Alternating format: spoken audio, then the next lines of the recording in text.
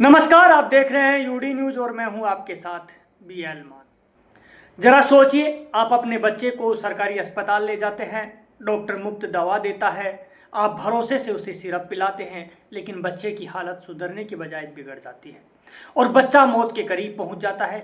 यह कोई कहानी नहीं, यह राजस्थान की एक हकीकत है। पिछले कुछ दिनों में राजस्थान में ऐसी घटनाएं सामने आई हैं जिसने पूरे राज्य को हिला दिया है।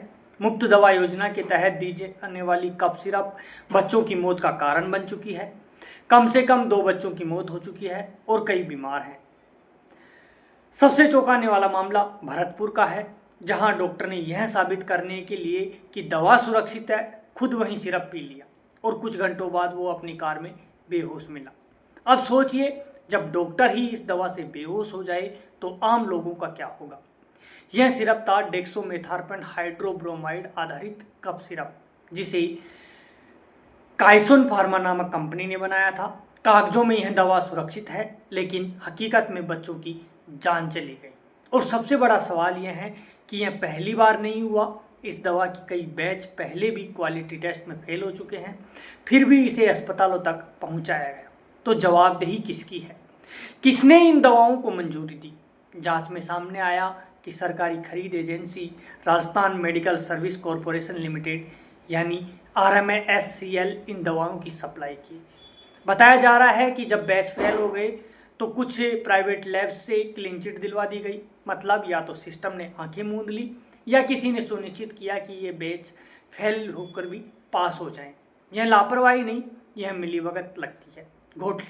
घोटाला खुलने के बाद सरकार हरकत में आई। संदिग्ध 22 बैच बैन कर दिए गए, ड्रग कंट्रोलर को निलंबित कर दिया गया और पूरे राज्य में डेक्सोमेथार्पन वाले कफ सिरप पर रोक लगा दी गई।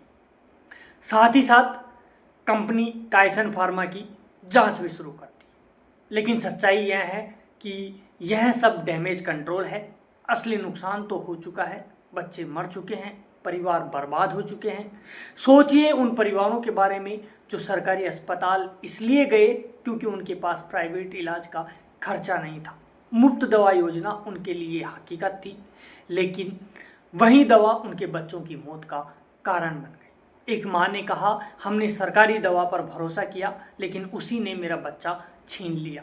अब उस माँ को आप क्या जवाब देंगे कि जांच चल रही है, कि रिपोर्ट आएगी, क्या इससे उसका बच्चा लौट आएगा? यह सिर्फ एक दवा की कहानी नहीं, यह हमारे पूरे सिस्टम की पोल खोलती है। अगर दवा क्वालिटी टेस्ट में फेल हो और फिर भी अस्पताल तक पहुंच जाए तो दवा नियामक व्यवस्था का मतलब ही क्या रह जाता है। अगर एक कंपनी बार बार पकड़ी जाए और फिर भी बच निकल जाए तो कौन उसकी रक्षा कर रहा है? और अगर गरीब लोग सरकारी अस्पताल की दवा पर भरोसा नहीं कर सकते तो फिर वो कहाँ जाएं? राजस्थान की यह दवा कांड सिर्फ एक हादसा नहीं, यह एक सवाल है जवाबदेही का। क्या दोषियों को सजा मिलेगी या यह मामला भी बाकी घोटालों की तरह फाइलों में दफन हो जाएगा?